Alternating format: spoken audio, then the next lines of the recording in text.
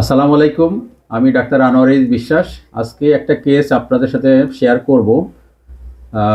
আমার চেম্বার থেকে ভদ্রলোক নারায়ণগঞ্জ থেকে এসেছেন সন্ধ্যাবেলায়। তো আমি অনেকক্ষণ ধরে ওনার সাথে কথা বললাম। আমি ফুল কেস টেকিংটা নেওয়ার চেষ্টা করলাম।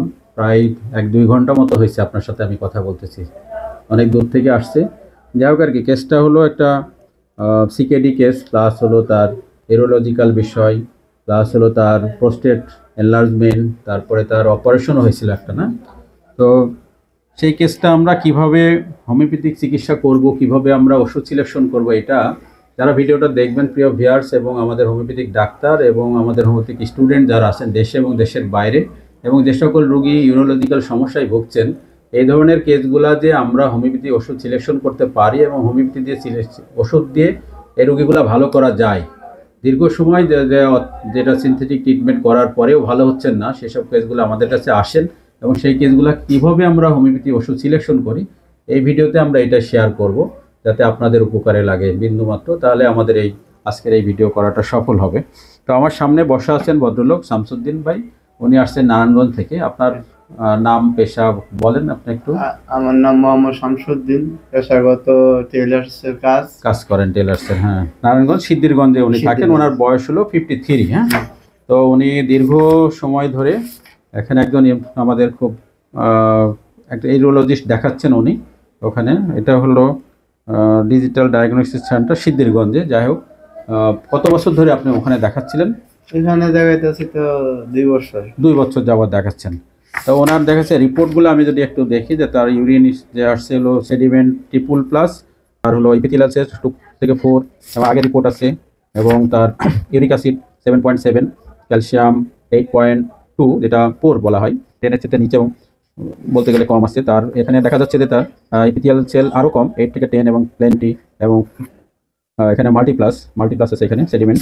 অর্থাৎ ইউরিনে ইনফেকশন। প্রস্রাবে কি আপনার গন্ধ ছিল? গন্ধ হয়? গন্ধ হয়। আর প্রস্রাবে জ্বালাপোড়া, তাই বলছিলেন না? জ্বালাপোড়া হয়।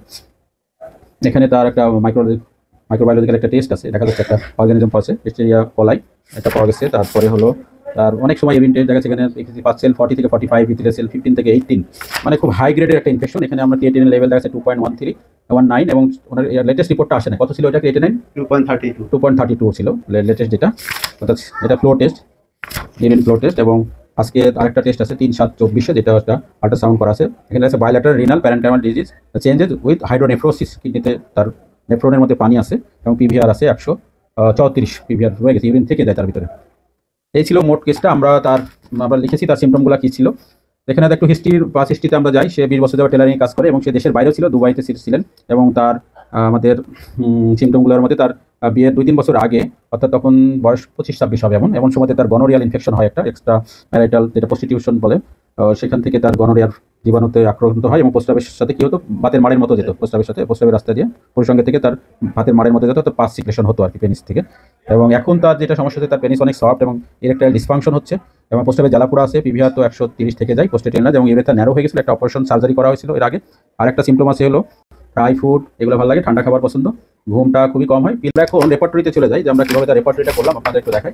যেখানে হোমিওসফট, আমাদের হোমিওসফট সফটওয়্যারটা আমি ব্যবহার করেছি, এবং তার হলো আমি নিয়েছি কয়েকটা রুব্রিক, যেমন কোল্ড ডিজায়ার, তার হলো কোল্ড ইন জেনারেল অ্যাগ্রাভেশন, শীতকাতর রোগী, শীতকাতর। তারপরে তার ইউরিনে জ্বালাপোড়া আছে, আমরা নিয়েছি ইউরিন বার্নিং।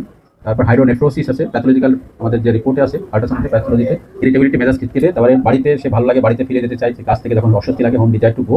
এবং ব্লাডার ইউরিনেশন, ফিবুল স্টিম, দুর্বল, ধীর গতির।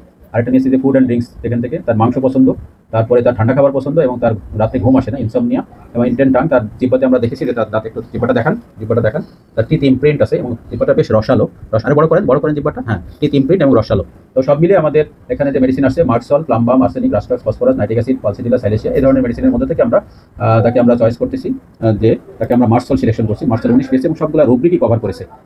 এখানে দেখেন আপনারা। এবং টিথ ইমপ্রিন্টে আপনারা জানেন যে জিব্বার যে দাঁতের দাগ বা ছাপ থাকে, কাজ থাকে, এবং এটা সুপার গ্রেডে আছে এবং 4 মার্ক পেয়েছে। আর একটা সুপার গ্রেডের মেডিসিন আছে রাস্টক্স, দাঁতের ছাপে। আর অন্যান্য যে মেডিসিনগুলো আছে, আর্সেনিকেও আছে, কিন্তু এটা 1st গ্রেডে। আর সব কিছু মিলে আমরা প্রিয় ভিউয়ার্স, যে আমরা তাকে মার্কসল দেওয়ার সিদ্ধান্ত নিয়েছি, এবং মার্কসল এলএম পোটেন্সি দিয়ে শুরু করব ইনশাল্লাহ। 2 মাস পরে আমরা আবার আপনার কিছু টেস্ট করে দেখব, ইনশাল্লাহ আপনার রিপোর্ট ভালো আসতে থাকবে, এবং প্রথম সপ্তাহে আপনি বুঝতে পারবেন যে আপনি আগের চেয়ে অনেক ভালো আছেন। তো দীর্ঘ সময় আপনার সাথে কথা বললাম, আমার খুব ভালো লাগছে যে আপনি আমাকে সময় দিয়েছেন জি, এবং এই ধৈর্য ধরে যে ওষুধটা খাবেন আশা করি। এবং ইনশাআল্লাহ। আমরা যেভাবে চেষ্টা করলাম, প্রায় 2 ঘন্টা আপনার সাথে কথা বলছি, এইভাবে যদি আমরা রুগী দেখি অবশ্যই আপনি সফল হবেন। অনেক সময় হয় কি আমরা সময় নিই না, তাড়াহুড়া করি, ওষুধ হ্যাঁ, সিলেকশন করি, সেখানে কিন্তু রুগী ভালো হওয়ার আশা কম। আপনার কাছে কেমন লাগলো বলেন? আপনার ভালোই লাগলো, কথাবার্তা অনেক জিজ্ঞাসা করলেন, এই জন্যই জি, ভালো জি। লাগলো। আপনি কি আপনার মনের কথা সব ডাক্তারের কাছে খুলে জি, বলতে জি, পেরেছেন? সবই বলতে পারছি, জি, এই জন্য ভালো লাগছে। এই জন্য ভালো লাগছে। ঠিক আছে, আপনাকে ধন্যবাদ শামসুদ্দিন ভাই, ভালো থাকবেন। হ্যাঁ, ইনশাআল্লাহ। আসসালামু আলাইকুম ওয়া রাহমাতুল্লাহ।